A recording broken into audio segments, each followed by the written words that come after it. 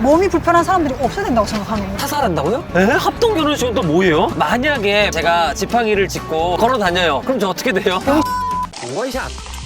제가 아무래도 장애인이다 보니까 북한에서의 장애인에 대해 궁금한 거예요. 그렇겠다. 북한에도 장애인이 많아요? 있죠. 근데 네. 많이 볼 수는 없어요. 한국에 와서 가장 놀라웠던 것 중에 네. 하나가 휠체어 타고 다니는 장애인, 네. 다양한 장애인들이 네. 거리에 자유롭게 다니는 거예요. 너무 많다고 생각되는 거예요. 진짜요?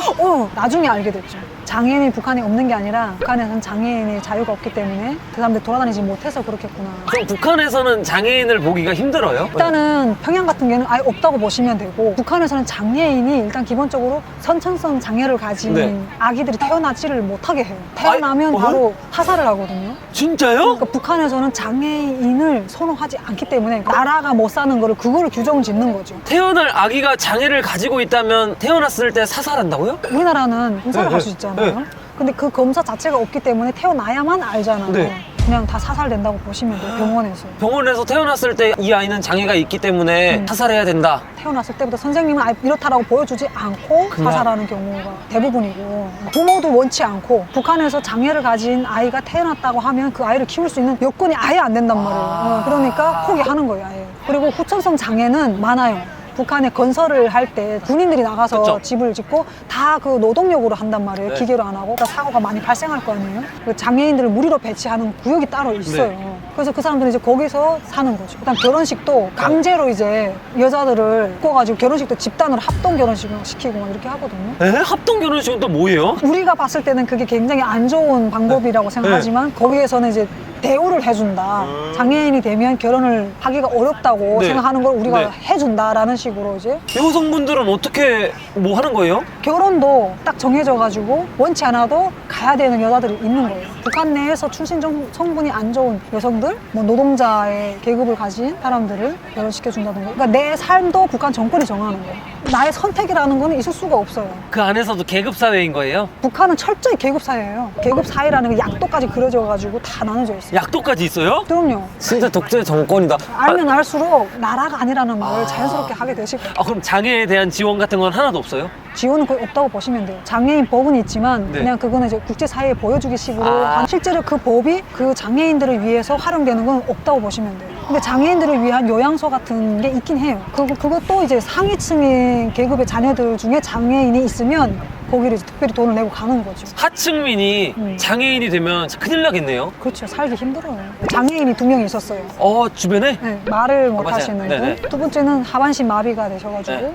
하반신 마비로 된 네. 분은 그걸 하신 거예요. 중국에서 넘어오는 TV를 북한에서 볼 수 있게끔 뭐 고친다거나 그걸로 이제 생계를 유지하시고, 그 다음에 이제 농화, 우리 옆집에 살았었거든요. 근데 그 친구는 네. 제가 살던 그 청진시에 유일하게 농화 학교가 있었어요. 농화는 네. 말만 못하는 것 뿐이지 네. 보고 뭐를 할 수 있잖아요. 네. 그래서 그 농화 학교는 그 운영을 했어요. 딱 철저하게 쓸모가 있다 싶으면 교육을 시키고 정말 쓸모에 따라? 그 사람을 도구로 생각하는 사회인 거예요. 인간으로 생각하는 게 아니라 네. 멀쩡해도 도구고 멀쩡하지 않아도 도구예요. 이렇게 하반신 마비이신 분은 휠체어를 타고 다니긴 하죠? 아니요, 휠체어가 없어요, 북한에. 휠체어가 없다고요? 휠체어가 없어서 그분은 거의 집에서만 생활하시고 네. 가명을 갖고 이렇게 집에서 계속 몸을 끌고 다니고, 그래서 밖에는 거의 안 나오시고. 진짜 밖으로 아예 나갈 수가 없는 거네요? 그럴 수밖에 없는 상황인 거죠. 평양에서도 근데 장애인을 볼 수 없다는 게 전 좀 충격적인 것 같아요. 평양에서는 도덕 볼 수 없어요. 왜 더더욱 볼 수 없어요? 수도인데? 수도기 때문에. 북한의 평양은 북한 전체를 보여주기 위한 목적으로 꾸민 곳이기 때문에 우리 북한 잘 산다 뭐 이런 걸 보여줘야 되잖아요. 네. 그럼 일단 몸이 불편한 사람들이 없어야 된다고 생각하는 거예요. 그래서 거기 평양에는 와. 옷을 저렇게 막 거름하게 입고 다녀도 안 되고, 평양은 정말 북한 내에서도 또 다른 독재 나라라고 보시면 돼요. 그래서 평양에는 이렇게 얼굴이 새까만 사람도 있으면 안 되고. 그래요? 나 못 있겠는데? 자기네 치부를 드러낼 수 있는 상황을 만들지 않기 위해서 그렇게 하는 거죠. 와, 철저하게 진짜 보여주기다. 만약에 평양에 제가 지팡이를 짚고 걸어 다녀요. 그럼 저 어떻게 돼요? 놀림거리가 될 거예요. 북한에는 장애인들을 보면 놀려요. 북한은 진짜 장애인이라는 것도 없고 그냥 불구, 병 이런 단어만 쓰거든요. 일반 사람들이. 그러니까 이게 놀림거리잖아요. 네. 야, 불구야! 병 아이, 병이나 막 이렇게 하는 거예요? 그렇죠? 와, 진짜 난 충격적이야. 충격이죠. 그럼 뭐 복지관 이런 것도 없어요? 복지관?